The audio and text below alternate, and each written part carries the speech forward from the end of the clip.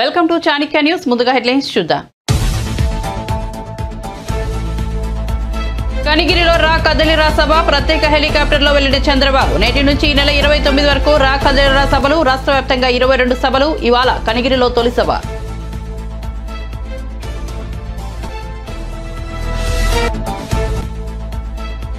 ఢిల్లీ పర్యటనలో వరుసగా కేంద్ర మంత్రులను కలుస్తున్న ముఖ్యమంత్రి. నిన్న అమిత్ షా, హర్దీప్ సింగ్ పూరి, గజేంద్రనాథ్ సింగ్ షెకావర్త్లో సమావేశం.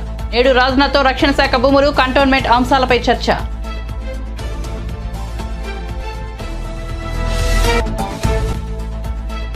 న్యాయవాదులతో సమావేశమైన Pawan Kalyan. AP land titling act పై చర్చ.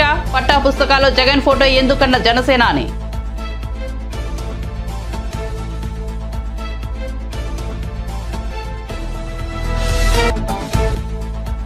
ఉచిత బస్సు ప్రయాణం పట్ల మహిళలు ఆనందంగా ఉన్నారన్న జగ్గారెడ్డి. నేడు అసెంబ్లీలో ఉంటే బీఆర్ఎస్ ఎమ్మెల్యేల ఆటలు సాగనిచ్చేవాడిని కాదని వెల్లడి.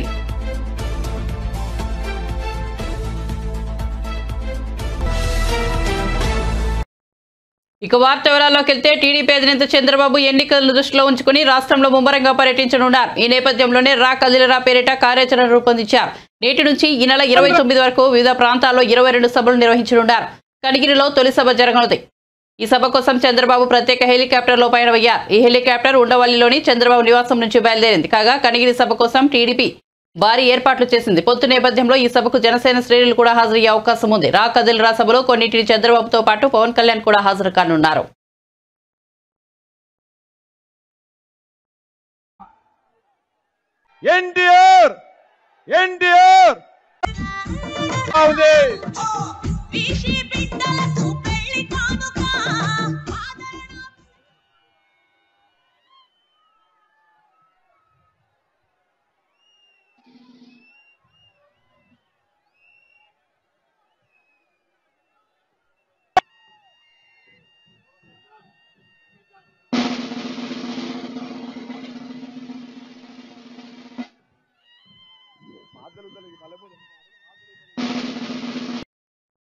నేను ఇచ్చేవాడిని, మీరు తీసుకునేవాళ్ళు, అందరూ నాకు లోబడి ఉండాలి అనే మైండ్ సెట్ జగన్ అంటూ జనసేనాని పవన్ కళ్యాణ్ విమానాస్త్రాలు సంధించారు.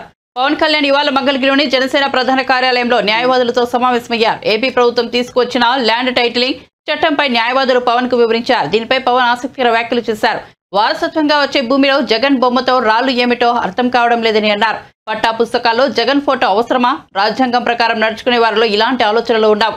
ఇటువంటి పనులు చేయరని పవన్ కళ్యాణ్ స్పష్టం చేశారు. ఆస్తులు దోచుకోవడాన్ని సులభతరం చేసేందుకే ఈ చట్టం తీసుకొచ్చినట్టుందని విమర్శించారు. రాష్ట్రపతి అప్పీల్ పంపించారు, స్టేట్ చట్టం కాబట్టి.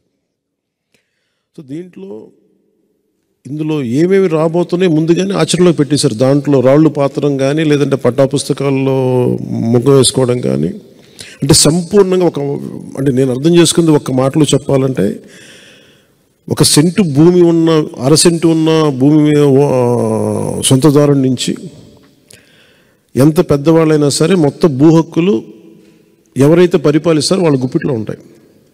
అది వాళ్ళ ఇష్టాల మీద, వాళ్ళ ఫ్యాన్సీల మీద ఉంటుంది. ఇది బయటికి ఎలా వచ్చింది అంటే, న్యాయవాదులకి పని పోతుంది. అంటే ఒక సగటు, నేను రోడ్ల మీద తిరిగి క్షేత్రస్థాయిలో తిరిగే వ్యక్తిగా చెప్తున్నాను. నేను అడిగాను ఏంటి జరుగుతుంది అని అడుగుతా అంటే, లేదంటే వాళ్ళకి ఉద్యోగాలు పోతాయి, వాళ్ళ కేసులు పోతాయని చెప్పి వాళ్ళు ఇట్లా పెడుతున్నారని ఫస్ట్ టైం మిమ్మల్ని కూడా స్పేర్ చేయలేదు ఈ వైసీపీ ప్రభుత్వం. భవన నిర్మాణ కార్మికులు రోడ్ల మీదకు వచ్చిన రోజు నుంచి ఈ రోజు దాకా కొత్తగా మీరు ఈ యాజిటేషన్లోకి, కోర్టు రూముల్లో రాజ్యాంగాన్ని కాపాడాల్సిన మీరు కూడా ఈ రోజున ఈ ఉద్యమ బాటలోకి రావాల్సి వచ్చింది.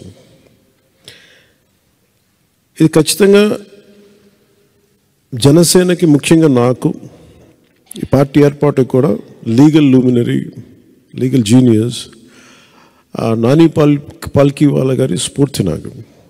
అంటే ఈ రోజు ఆయనకి నేను చెప్పుకుంటే ఒక ఏకలవ్య శిష్యుడు. నేను ఆయన లేకపోయినా మన మధ్యలో నేను ఆయన్ని సంపూర్ణంగా స్ఫూర్తి తీసుకున్నాను. ముఖ్యంగా కేశవానంద మీరు చెప్తున్నప్పుడు ఇందాక రామ్మోహన్ రావు గారు మాట్లాడుతుందని, అలాగే ఈ చిగురుపాటి రవీంద్రబాబు గారు చెప్పింది మీ ఇద్దరి అంటే మిగతా అందరూ చెప్తున్నప్పటికీ మీ ప్రత్యేకించి మీ ఇద్దరు చెప్తున్న దాంట్లో ఒకడు నా భూమిలో నీ హక్కు ఏంటి? రెండు చిగురుమాడి గారు చెప్పింది ఇట్ ఈజ్ యాంటీ కాన్స్టిట్యూషనల్. ఇది సో నేను అర్థం చేసుకుంది కూడా మీకు దగ్గర ఇటు కేశవానంద భారతి గారి ఒక చిన్నపాటి ఆస్తి తగ్గ ఒక మఠం తాలూకు ఆస్తి ప్రాథమిక హక్కుల ఉల్లంఘనగా ఎలా సుప్రీంకోర్టు దాకా వెళ్ళిందో ఇది కూడా మీరు ఉమామహేశ్వర గారు, మీరు మీ పేరు కోటేశ్వర గారు, ప్రాథమిక హక్కుల ఉల్లంఘనకి వెళ్ళిపోతుంది. ఏది తీసుకున్నా కానీ ప్రాథమిక హక్కులు, రాజ్యాంగం కల్పించిన ప్రాథమిక హక్కుల ఉల్లంఘనకి దారితీస్తూ ఉంది. ఇది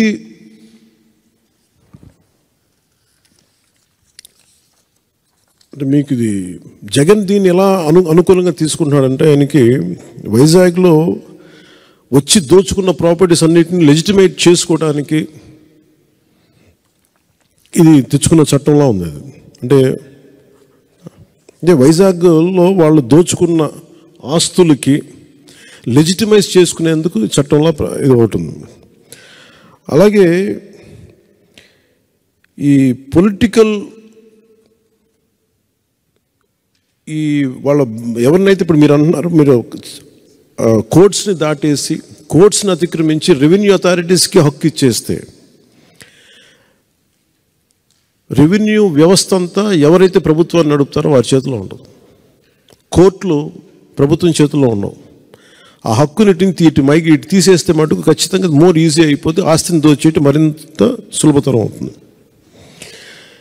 ఒకటే అనిపిస్తుంది, ఋషికొండని ఒక ఉదాహరణ చెప్తాను. ఋషికొండని రేపొద్దున అన్యాక్రాంతం దోచుకున్నాడు ఆయన.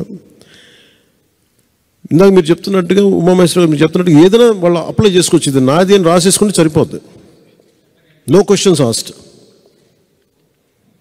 సో ప్రతిదానికి కోర్టు అనే ఒక రక్షణ చట్టాన్ని తీసేశారు దీనివల్ల.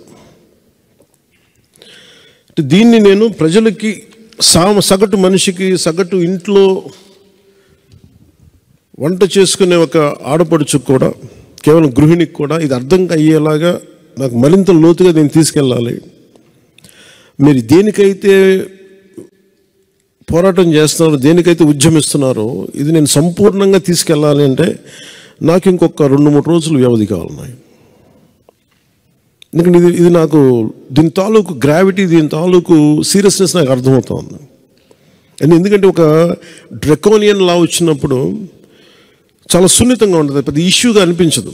అది అప్లై చేసే కొద్దీ దాని అప్లికేషన్లో దాని తాలూకు మీరు ముందే సెన్స్ చేస్తూ ఉన్నారు. అంటే మీరు చెప్తాను ప్రతిదీ ఈ ఆంధ్రప్రదేశ్ ల్యాండ్ టైటిలింగ్ యాక్ట్ 2022 ఇది కైండ్ ఆఫ్ డ్రెకోనియన్ లా. దాని ముందే మీరు గ్రహిస్తున్నారు, ఇంకా ప్రజల అనుభవంలోకి రాలేదు ఇంకా అది. అందుకని మీరు ఉద్యమిస్తున్నారు. దీంట్లో ఇది మరింత చేరువయ్యేలాగంటే నాకు వ్యక్తిగతంగా ఇంకొంచెం నాకు అవగాహన ఇంకా అవసరం. అంటే నాకు అర్థమైంది, కానీ దీన్ని సగటు మనిషికి ఏమాత్రం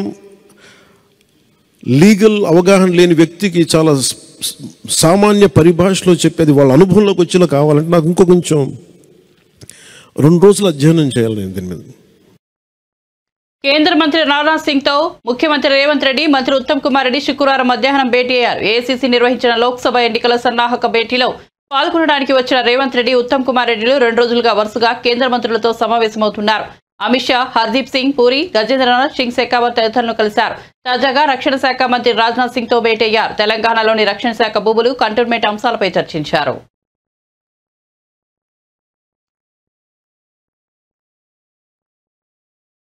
అర్హత ఉన్న ఏ లబ్ధిదారు కూడా సంక్షేమ పథకాలను మిస్ కాకుండా చూడాలనేది తమ ప్రభుత్వ లక్ష్యమని ముఖ్యమంత్రి వైఎస్ జగన్మోహన్ రెడ్డి స్పష్టం చేశారు.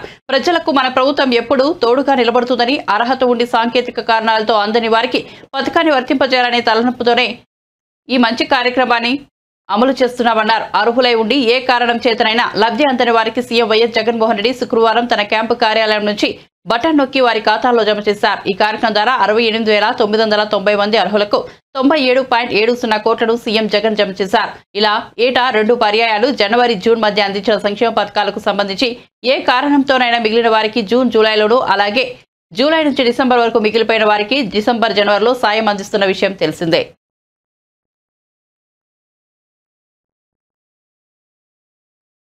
కాపు నేస్తం ద్వారా 3,60,000 మందికి అప్పట్లో మంచి జరిగితే మరో 1,884 మందికి ఇప్పుడు మళ్ళీ మంచి జరిగిస్తా ఉన్నాం. ఈరోజు నేతన్న నేస్తం ద్వారా అప్పట్లో 80,686 మందికి మంచి జరిగితే ఇప్పుడు 352 మందికి రకరకాల కారణాల వల్ల అప్పట్లో మిస్ అవుట్ అయిపోయిన బెనిఫిషరీస్కు మళ్ళీ ఈ రోజు మేలు జరిగిస్తూ ఈ రోజు మళ్ళీ వాళ్ళకు కూడా అందజేసే కార్యక్రమం జరుగుతూ ఉంది. ఈ రకంగా వీళ్ళే కాకుండా కొత్తగా మరో 1,17,161 మందికి పెన్షన్లు మంజూరు చేసే కార్యక్రమం ఇది కూడా 6 నెలలకు ఒకసారి మళ్ళీ వాళ్ళందరికీ కూడా ఎవరైనా కూడా మిగిలిపోయి ఉన్న పరిస్థితిలో ఎవరైనా కూడా ఉన్న పరిస్థితుల్లో ఎవరైనా కొత్త వాళ్ళు కానీ ఎవరైనా కానీ ఉన్న వాళ్ళు ఎవరైనా కూడా అప్లికేషన్ చేసుకోవడము, అప్లికేషన్ చేసుకున్న పిమ్మట దానిని వెరిఫై చేసి వెరిఫికేషన్ ప్రాసెస్ కంప్లీట్ చేసి వాళ్ళకు మంజూరు చేయడం, ఆ మంజూరు చేసిన వాళ్ళకు ప్రతి 6 నెలలకు ఒకసారి డిస్ట్రిబ్యూషన్ వాళ్ళకు స్టార్ట్ చేసే విధంగా వాళ్ళకు కార్డులు ఇచ్చి మొదలుపెట్టే కార్యక్రమంలో భాగంగా 1,17,161 మందికి కొత్తగా పెన్షన్ల జాబితాలోకి యాడ్ చేస్తా ఉన్నాం ఈ రోజు నుంచి. అదే మాదిరిగానే మరో 1,11,321 మందికి కొత్త బియ్యం కార్డులను కూడా ఈ రోజు ఈ నెల నుంచే వాళ్ళకు కూడా ఇవ్వడం జరుగుతూ ఉంది. అదే రకంగా 6,314 మందికి కొత్తగా ఆరోగ్యశ్రీ కార్డ్స్, అదే రకంగా 34,623 మందికి కొత్తగా ఇళ్ల స్థలాలు ఈ 90-day ప్రోగ్రామ్ లో భాగంగా శాంక్షన్ చేసే కార్యక్రమాలు ఏదైతే జరుగుతూ ఉన్నాయో ఆ 34,623 మందికి ఇళ్ల స్థలాలు, ఇవన్నీ కూడా పథకం ఏదైనా ఉన్నా కూడా ప్రతి 6 నెలలకు ఒకసారి ఏ ఒక్కరూ కూడా మిస్ కాకూడదు, ఏ పేదవాడు ఇబ్బంది పడే పరిస్థితి రాకూడదు అని సాచ్యురేషన్ పద్ధతిలో ఎక్కడా కూడా వివక్ష అనేది దానికి తావివ్వకుండా, ఎక్కడా కూడా లంచం అనే పదానికి తావివ్వకుండా ప్రతి 6 నెలలకు ఒకసారి ఈ కార్యక్రమం జరిపిస్తూ పథకం అయిపోయిన తర్వాత మళ్ళీ 1 నెల పాటు టైం ఇస్తూ ఆ టైంలో వాళ్ళు అప్లికేషన్ పెట్టుకునే వెసులుబాటు కల్పించడమే కాకుండా ఆ తర్వాత వాళ్ళ పల్నాడు జిల్లా ముప్పాలలో మంత్రి అంబటి రాంబాబుకు ఊహించని పరిణామం ఎదురైంది. మంత్రి అంబటి రాంబాబు రోడ్డు ప్రమాద బాధిత కుటుంబాన్ని పరామర్శించేందుకు ముప్పాల వెళ్లారు. అయితే మృతుడి బంధువుల నుంచి మంత్రికి తీవ్ర నిరసన వ్యక్తమైంది. రోడ్డు ప్రమాదం జరిగింది ఎప్పుడు, మంత్రి వచ్చేది ఇప్పుడా అంటూ వారు మండిపడ్డారు. ముప్పాలలో మేము లేకపోతే వైసీపీ లేదు, మేము వైసీపీకి ఓట్లు వేసి గెలిపించాం, ఇప్పటి వరకు మాకు న్యాయం జరగలేదు, మంత్రి ఇప్పుడు ఎందుకు వచ్చాడు, ఇప్పుడు చచ్చిన తర్వాత వచ్చాడా అంటూ ఆగ్రహవేశాలు ప్రదర్శించారు. ఈసారి వస్తే చెప్పులతో కొట్టాలంటూ ఓ వ్యక్తి మంత్రి అంబటిపై ఆగ్రహంతో ఊగిపోయాడు. ఇది జరుగుతుండగానే గుంపులోంచి ఒకరు బూతులతో విరుచుకుపడ్డారు. కాగా మృతుడి బంధువులకు సర్ది చెప్పేందుకు పోలీసులు విశ్వ ప్రయత్నాలు చేశారు. అయినప్పటికీ వారు వినిపించుకోకపోవడంతో మంత్రి అంబటి అక్కడి నుంచి నిష్క్రమించారు.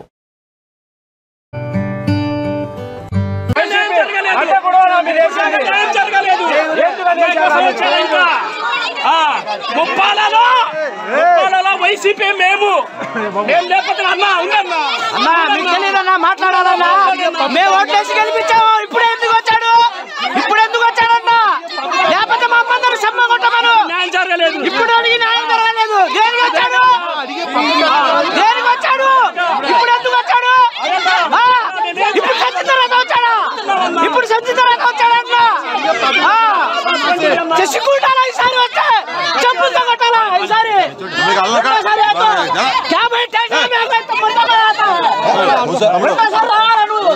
న్యాయం జరగలేదు, దేనికి వచ్చాడు, ఇప్పుడు ఎందుకు వచ్చాడు, ఇప్పుడు సంచి తర్వాత వచ్చాడా, చేసుకుంటారా ఈసారి వస్తే చెప్పులతో కొట్టాలా ఈసారి చేసుకుంటారా ఈసారి వస్తే చెప్పులతో కొట్టాలా ఈసారి హనుమకొండ జిల్లా భీమదేవరపల్లి మండలం బల్కనూరులో మంత్రి పొన్న ప్రభాకర్ ఉదయపు నడక నిర్వహించారు. ప్రజలను పలకరించి వారి సమస్యలను అడిగి తెలుసుకున్నారు. రోడ్డు పక్కనే ఉన్న హోటల్లో టిఫిన్ చేశారు. చిన్నారులకు శాలువా కప్పి సరదాగా మాట్లాడారు.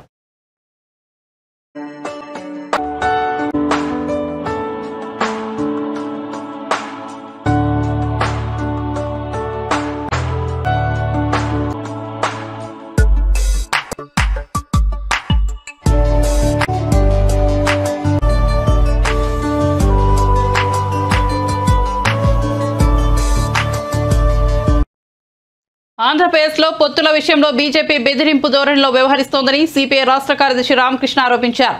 గుంటూరులోని పార్టీ కార్యాలయంలో ఆయన మీడియాతో మాట్లాడారు. రాజకీయాల్లో స్వేచ్ఛ లేకుండా పోయిందన్నారు. రాష్ట్రంలో జగన్ను ఇంటికి పంపే పార్టీలతో తాము కలిసి వెళ్తామన్నారు. మీరు బ్లాక్మెయిల్ చేస్తున్నారు. ఇక్కడ తెలుగుదేశం పార్టీని మీరు పక్కాగా బ్లాక్మెయిల్ చేస్తూ ఉన్నారు. నువ్వు ఆ అగ్రిమెంట్కి వస్తావా లేదా, మాతో చేసుకుంటావా లేదా అని నేను గ్యారంటీ చెప్తా. అంటే జగన్మోహన్ రెడ్డి అరెస్ట్ చేయలేడు కాదు, అరెస్ట్ చేయగలడు చంద్రబాబు నాయుడిని, కానీ 53 రోజులు జైల్లో పెట్టలేడు. 53 రోజుల పాటు చంద్రబాబు నాయుడిని జైల్లో పెట్టారంటే కేంద్రంలో అధికారంలో ఉన్న ప్రభుత్వం యొక్క సహకారంతోనే ఇద్దరు కలిసి మాట్లాడుకొని ఆయన్ని జైల్లో పెట్టారు. అక్రమంగా కేసులు పెట్టావు. నువ్వు ఏమాత్రం కూడా దానికి ఎవిడెన్స్ లేకుండానే 53 రోజులు జైల్లో పెట్టారంటే అది జగన్మోహన్ రెడ్డికి ఒక్కరికి చేత కాదు. జగన్మోహన్ రెడ్డి ముఖ్యమంత్రి అయ్యుండొచ్చు కానీ ఒక బెయిల్ పైన ఉండే ముఖ్యమంత్రి అతను. కాబట్టి ఏమంటే కేంద్ర ప్రభుత్వము రాష్ట్ర ప్రభుత్వము కలిసి మాట్లాడుకొని, బీజేపీ నాయకులు వైఎస్ఆర్ పార్టీ నాయకులు కలిసి మాట్లాడుకొని జైల్లో పెట్టింది కాదని ఇప్పుడు చెప్పి వాళ్ళు తెలుగుదేశంతో మేము సర్దుబాటు చేసుకుంటాం, పొత్తు పెట్టుకుంటాం, అది కూడా బెదిరింపు ధోరణితో పొత్తు ఎందుకు మాట్లాడలే, మా అధిష్టానంతో మాట్లాడతారా లేదా మీరు అని బెదిరింపు ధోరణితో మాట్లాడుతూ ఉన్నారంటే అసలు రాజకీయాల్లో అంటే ఫ్రీడమ్ ఉందా లేదా అని నేను అడుగుతా ఉన్నా. వాళ్ళు ఏమంటారో వాళ్ళు పవన్ కళ్యాణ్ మాట్లాడేది మీరు మాట్లాడరా అని అంటున్నారంటే ఏమి, మీరు వచ్చి మా దగ్గర సాగిలపడండి అని చెప్తా అన్నారు. కాబట్టి ఏమంటే ఇవాళ రాజకీయాలు అంతకంతకు దిగజారిపోతూ ఉన్నాయి. ఆత్మగౌరవానికి ఇది పరీక్ష. తెలుగు ప్రజల ఆత్మగౌరవాన్ని పరిరక్షించడానికి పెట్టిన తెలుగుదేశం పార్టీ ఎన్టీ రామారావు పార్టీ, అలాంటి పార్టీని ఇవాళ బ్లాక్మెయిల్ చేసి చంద్రబాబు నాయుడు జైల్లో పెట్టి తర్వాత సుప్రీంకోర్టులో కేసు పైన జడ్జిమెంట్ రాకుండా దాన్ని ఆపి, క్లియర్గా తెలుసు 17A పైన జడ్జిమెంట్ వస్తే చంద్రబాబు నాయుడు ఫ్రీ బర్డ్గా తిరగొచ్చు ఆయన. కాబట్టి ఏమి జడ్జిమెంట్ ఎక్కడైనా జరిగిందా అని నేను అడుగుతా ఉన్నా. నీకు ఆర్గ్యుమెంట్స్ అయిపోయి 75 డేస్ అయిన తర్వాత కూడా ఎందుకు జడ్జిమెంట్ ఇవ్వకుండా ఆపుతా ఉన్నారు? సుప్రీంకోర్టులో జగన్మోహన్ రెడ్డి ఆపగలడా? జగన్మోహన్ రెడ్డికి చేత కాదు. బీజేపీ వాళ్ళే చేస్తూ ఉన్నారు ఇవన్నీ, మళ్ళీ ఇక్కడ ఆటకు మారుతూ ఉన్నారు. కాబట్టి ఏమంటే దీన్ని రాష్ట్ర ప్రజలు గమనించాలి. పవన్ కళ్యాణ్ ముఖ్యమంత్రి కావాలని అభిమానులు ఇంతకుముందు అన్నారు, కానీ ఇప్పుడు అట్లా చెప్పలే కదా. ఆయన తెలుగుదేశం పార్టీతో సర్దుబాటు చేసుకుంటాను, మనకున్న సీట్లను బట్టి మనం మాట్లాడాలి, మనకున్న బలాన్ని బట్టి మాట్లాడాలని అతను ఇప్పుడు ప్రాక్టికల్గా ఆలోచిస్తా అన్నాడు. దాన్నేం మనం ఇప్పుడు తప్పుబట్టేది లేదు. ఆయన ముఖ్యమంత్రి కానీ ఏం అనడంలే, ఈవెన్ మంత్రి అని కూడా అనలే. మా పార్టీ మొన్న మా సమావేశాల్లో చర్చించాము. మా పార్టీ నారాయణ గారు కూడా హాజరయ్యారు. ఇవాళ రాష్ట్ర వ్యాప్తంగా ఈరోజు మేము ఫస్ట్ కూడా స్పష్టమైన అభిప్రాయంతో చెప్తా ఉన్నాం. కేంద్రంలో నరేంద్ర మోడీ ప్రభుత్వాన్ని గద్దె దించాలి. రాష్ట్రంలో ఈ నియంత అహంకారి దురహంకారి ఈ జగన్మోహన్ రెడ్డిని ఇడుపులపాయకు పంపాలి. మా అజెండా అది. ఈ అజెండా కలిసి వచ్చే పార్టీలందరితో కూడా ఒక్కొక్కరితో మాట్లాడుతూ ఉన్నాము. అందరితో మాట్లాడిన తర్వాత ఒక శుభముహూర్తంలో మేము స్పష్టమైన ప్రకటన చేస్తాము. ఉచిత బస్సు ప్రయాణంపై మహిళలు ఆనందంగా ఉన్నారని కాంగ్రెస్ సీనియర్ నేత జగ్గారెడ్డి అన్నారు. మహిళలు బస్సుల్లో ప్రయాణించడం లేదని బీఆర్ఎస్ నేతలు అంటుండడాన్ని ఆయన ఖండించారు. ఇప్పటి వరకు 6.5 కోట్ల మంది మహిళలు ఉచితంగా బస్సుల్లో ప్రయాణించారని తెలిపారు. ఇక అసెంబ్లీలో మాజీ మంత్రులు కేటీఆర్, హరీష్ రావులు రెచ్చిపోయి మాట్లాడుతున్నారని ఆయన విమర్శించారు. తాను కనుక అసెంబ్లీలో ఉంటే బీఆర్ఎస్ ఎమ్మెల్యేలు ఆటలు సాగనిచ్చేవాడిని కాదన్నారు. రేవంత్ రెడ్డి ముఖ్యమంత్రి కాగానే అసెంబ్లీ సమావేశాలు నిర్వహించారని, కానీ బీఆర్ఎస్ నేతలు ఎప్పుడైనా అసెంబ్లీ సమావేశాలు నిర్వహించారా అని ప్రశ్నించారు. సభ్యులు కానివ్వండి, ఓడిపోయినా అక్కడ పోటీ చేసిన మా నాయకులు కానివ్వండి, గతంలో మా ఆల్ ఇండియా ప్రెసిడెంట్ హామీ పథకాన్ని అమలు చేయడము 24 గంటల్లోనే సీఎం రేవంత్ రెడ్డి గారు ప్రారంభించడం కూడా జరిగింది. వారు ప్రారంభించారు. నేను ఆ రోజు నేనే కాదు, సీఎం రేవంత్ రెడ్డి గారు, మా డిప్యూటీ సీఎం, క్యాబినెట్లు, మా సీనియర్ లీడర్ అందరూ కూడా మేమందరం కూడా బస్సులో ఎక్కినాం. ఆ రోజు ముఖ్యమంత్రి రేవంత్ రెడ్డి గారు లాంచింగ్ చేసిన తర్వాత నేను చాలా ప్రాక్టికల్గా చూసిన ఆ రోజు బస్సులో ఆ ఉచిత ప్రయాణ మహిళలందరూ కూడా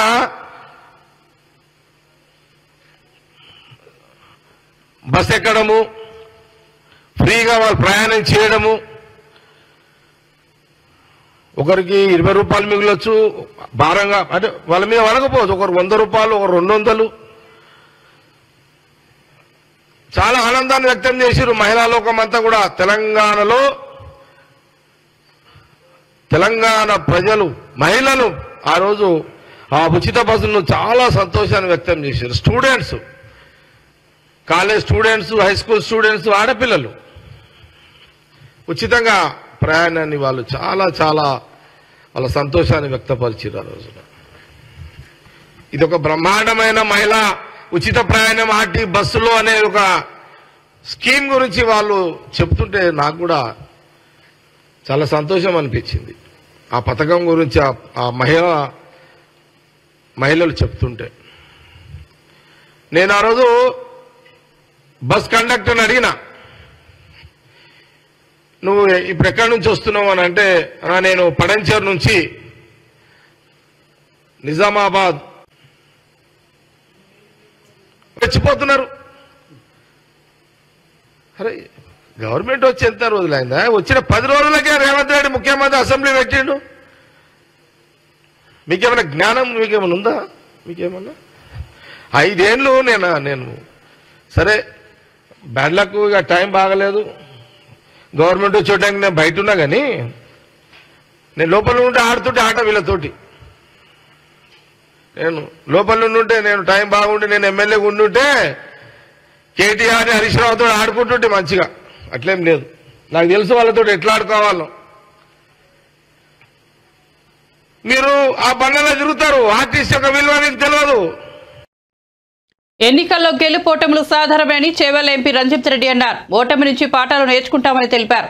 లోక్సభ ఎన్నికల సన్నాహక సమావేశంలో భాగంగా చేవెళ్ల పార్లమెంట్ నియోజకవర్గ ప్రతినిధులతో తెలంగాణ భవన్లో బీఆర్ఎస్ నేతలు కె కేశవరావు, హరీష్ రావు, కడియం శ్రీహరి, సింగిరెడ్డి నిరంజన్ రెడ్డి, మధుసూదనాచారి తదితరులు పాల్గొన్నారు. లోక్సభ ఎన్నికలపై గులాబీ శ్రేణులకు దిశానిర్దేశం చేశారు. ఈ సందర్భంగా రంజిత్ రెడ్డి మాట్లాడుతూ లోక్సభ ఎన్నికలకు ఎలా ముందుకెళ్లాలో చర్చించుకున్నామని తెలిపారు.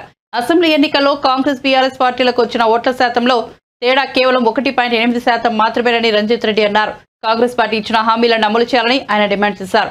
100 రోజుల్లో హామీలు అమలు చేస్తామని అధికారంలోకి రాగానే రైతు బంధు రుణమాఫీ చేస్తామని కాంగ్రెస్ నేతలు అన్నారని గుర్తు చేశారు.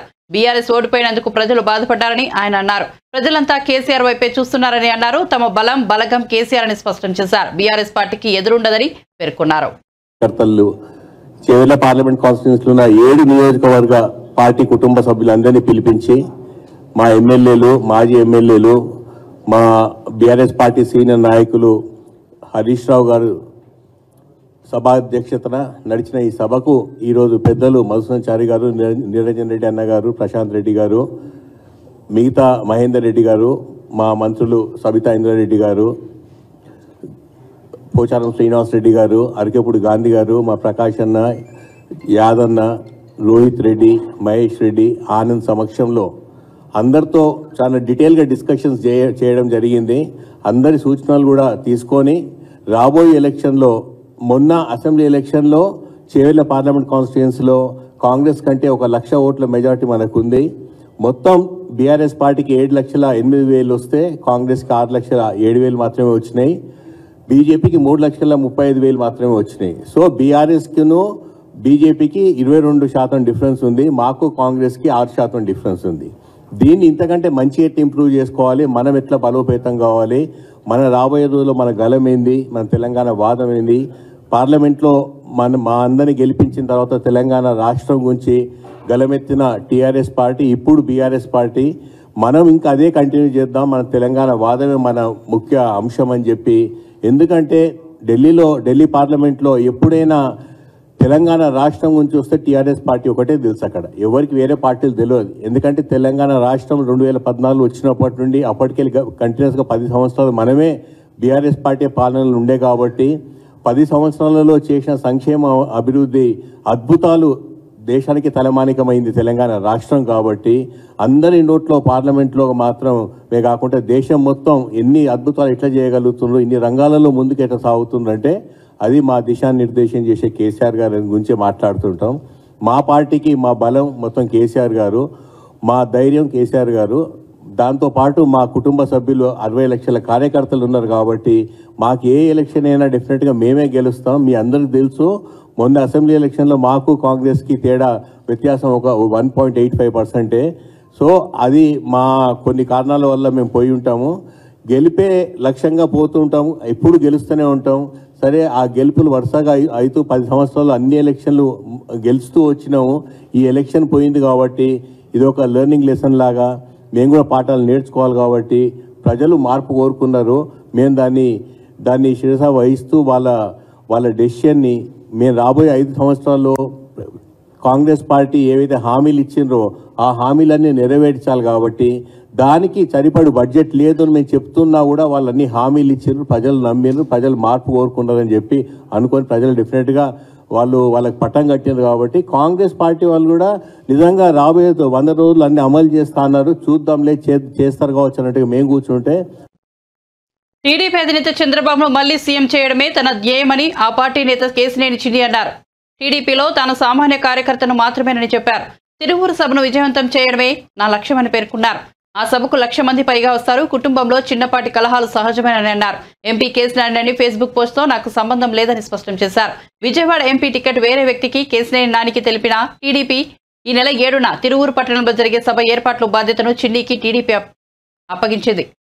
ఆయన గత కొంతకాలంగా విజయవాడ లోక్సభ నియోజకవర్గ పరిధిలో రాజకీయ సేవా కార్యక్రమాలు నిర్వహిస్తున్నారు. మరోవైపు రానున్న ఎన్నికల్లో విజయవాడ ఎంపీ టికెట్పై ఎంపీ కేశినేని నానికి టీడీపీ అధిష్టానం స్పష్టత ఇచ్చేసింది. ఎంపీ టికెట్ను ఈసారి వేరే వారికి ఇవ్వాలని నిర్ణయించినట్లు ఆయనకు తెలిపింది. ఈ విషయాన్ని కేశినేని నాని ఫేస్బుక్ పోస్ట్ ద్వారా వెల్లడించారు. అధినేత ఆదేశాలను శిరస వహిస్తానని వెల్లడించారు. నేను కార్యకర్తగా తిరువూరు ప్రాంతంలో ఎన్నో సేవా కార్యక్రమాలు చేశాను. ఈ సేవా కార్యక్రమాల్లో ప్రజలకి నాయకులకి చేరువయ్యాను. ఈ సేవా కార్యక్రమాల్లో వెళ్ళటం వల్ల ఈ సభకి నా వృతాభక్తిగా వెళ్ళి తిరువూరులో నేను కూడా ఒక చంద్రబాబు గారి సభలో నేను కూడా కృషి చేద్దాం వృతాభక్తిగానే వెళ్ళిన దాంట్లో జరిగిన విషయాలు దురదృష్టకరమని మొన్నే మీడియా ముందు చెప్పాను. అటువంటి సంఘటనలు మళ్ళీ పునరావృతం మా పార్టీ నుంచి అని చెప్పాము. వేరే పార్టీల్లో ఎమ్మెల్యేలు ఎమ్మెల్సీలు పార్టీలే ఖాళీ అయ్యే పరిస్థితికి వచ్చింది. అటువంటి వాటిని చూసుకోవాలి. కానీ ఇటువంటి చిన్న చిన్న సంఘటనలు మనం దీని గురించి ఎక్కువ మాట్లాడుకుంటే కూడా బాగుండదని నేను అనుకుంటున్నాను. 36 మంది మీద కేసు కూడా నమోదు అయింది. మీ అనుచరులు కూడా ఉన్నారు కొంతమంది. ఎవరమైనా తెలుగుదేశం పార్టీ అనుచరులే. 35 మంది మీద కేసు జరిగింది. అది దురదృష్టకరమైన సంఘటన. ముందు మేము అందరం 35 మంది బయటికి రావాలి. తెలుగుదేశం చంద్రబాబు నాయుడు గారి సభకి అటెండ్ అవ్వాలని కోరుకుంటున్నాం. అందరం ఒకటే గ్రూప్, అది కూడా చంద్రబాబు నాయుడు గారి గ్రూపే. తెలుగుదేశం పార్టీలో వేరేది ఉండటానికే లేదు, ఉండదు కూడా. కాబట్టి మేము అందరం. వైసీపీ ఎమ్మెల్యే ద్వారంపూడి చంద్రశేఖర్ రెడ్డి జనసేనాని పవన్ కళ్యాణ్ కు మరోసారి సవాల్ విసిరారు. దమ్ముంటే కాకినాడలో తనపై పోటీ చేయాలంటూ పవన్ కళ్యాణ్ కు గతంలోనే ఛాలెంజ్ విసిరారని ఇప్పుడు మళ్లీ సవాల్ చేస్తున్నానని అన్నారు. ఇటీవల పవన్ 3 రోజుల పాటు కాకినాడలో ఉన్నప్పుడైనా స్పందించాలని కోరారని, కానీ ఆయన తన సవాల్ను స్వీకరించకుండానే వెళ్లిపోయారని అన్నారు. దాంతో తాను ప్రెస్ మీట్ పెట్టి కనీసం గ్లాస్ గుర్తుతో తనపై వాళ్ళ అభ్యర్థులపైన నిలవాలని పేర్కొన్నారని ద్వారంపూడి వివరించారు. కాకినాడలో పవన్ ఎవరిని బరిలో దింపుతాడో చూద్దాం, ఎవరిని దింపినా ఎదుర్కొనేందుకు నేను సిద్ధంగా ఉన్నానన్నారు. కాకినాడలో గాజు గ్లాస్ గుర్తుతో జనసేన అభ్యర్థి పోటీ చేస్తారని భావిస్తున్నాను. గాజు గుర్తుతో అభ్యర్థిని బరిలో దింపకపోతే పవన్ కళ్యాణ్ గతంలో నాపై చేసిన వ్యాఖ్యలు వెనక్కి తీసుకున్నట్లే లెక్క అని ద్వారంపూడి స్పష్టం చేశారు. ఈ పార్టీ వాళ్ళందరూ కూడా తెలుసుకో, నేను ప్రజల్లోకి ఎంత ధైర్యంగా వెళ్తున్నామంటే పనులు చేసాను కాబట్టి వెళ్తాను. ఎప్పుడన్నా ఇలా తిరిగావా? ఇంటింటికి తిరగలిగావా? ఈరోజు ధైర్యంగా ఇంటింటికి తిరుగుతున్నామంటే పనులు చేసాం కాబట్టి తిరుగుతున్నాం అని సందర్భంగా కొండబాబు తెలియజేసుకుంటాం. మున్సిపాలిటీ సిస్టమ్ ఏంటో అసలు తెలుసా? చంద్రబాబు నాయుడు వచ్చినప్పుడు నేను తరలించామంటున్నారు. చంద్రబాబు నాయుడు వచ్చినప్పుడు జన్మభూమి వారోత్సవాలను జరిగి తెలుసా మీకు? చిన్నపిల్లలు ఉంటారు అప్పుడు మీరు ఎక్కడితో ఉంటారు నా ఉద్దేశం. జన్మభూమి వారోత్సవాలను జరిగినప్పుడు చిన్న చిన్న పిల్లల్ని, స్కూల్ పిల్లల్ని ఎండలో పెట్టి మానవహారాలు తయారు చేయించేవాడు చంద్రబాబు నాయుడు. కళ్ళు తిరిగి పడిపోయిన పిల్లలు కూడా ఉన్నారు. ఆ రోజు మేమేదో నిన్న స్కూల్కి సెలవు ఇచ్చాం అని నిన్నేదో విమర్శించాడు. అవసరం అయితే తీసుకుంటాం, సెలవిస్తాం. ఆ సెలవుని ఆదివారం పెట్టి కంటిన్యూ చేసుకుంటారు. స్కూల్ వాళ్ళు ఏమి కోర్సు ఏమి నష్టపోరు పిల్లలేమి. మేము చంద్రబాబు నాయుడులాగా జన్మభూమి హారాలు పెట్టి, మానవ హారాలు పెట్టి ఎండల్లో పిల్లలు మేము బాధ పెట్టలేదు, చేయలేదు సార్. పెన్షన్లకి ఇంటికి పంపిస్తున్నాం ముసలి వాళ్ళకి. అదే తప్పితే చంద్రబాబు నాయుడు లైన్లో పెట్టి పెన్షనర్లని మేము బాధ పెట్టలేదు. ఓకే, ఏదైనా ఇందాక పవన్ కళ్యాణ్ అడిగారు, ఎవరు వచ్చినా రెడీగా ఉన్నాను. సో నేను ఒకటే చెప్తున్నా, కాకినాడ పట్టణంలో గాజు గ్లాస్ ఉంటుందని నేను భావిస్తున్నాను. గాజు గ్లాస్ అన్నది లేకపోతే పవన్ కళ్యాణ్ నా మీద చేసిన విమర్శల్ని అతన్ని వెనక్కి తీసుకున్నట్టు లెక్క అని చెప్తున్నాను ఈ సందర్భంగా. బులెటిన్ ముగించే ముందు హెడ్లైన్స్ మరోసారి చూద్దాం.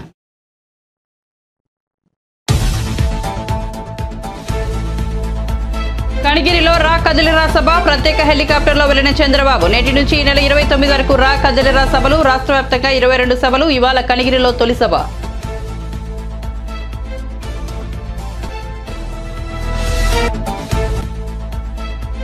ఢిల్లీ పర్యటనలో వరుసగా కేంద్ర మంత్రులను కలుస్తున్న ముఖ్యమంత్రి.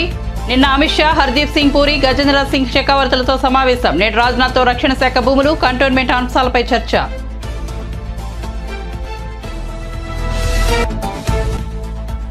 న్యాయవాదులతో సమావేశమైన Pawan Kalyan. AP land titling యాక్ట్పై చర్చ. పట్టా పుస్తకాల్లో జగన్ ఫోటో ఎందుకన్న జనసేన అని.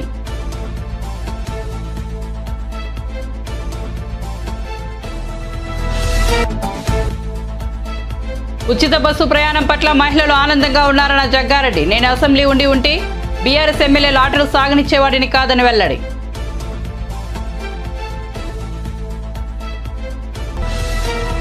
మరిన్ని అప్డేట్స్ కోసం చూస్తూనే ఉండండి చాణక్య న్యూస్.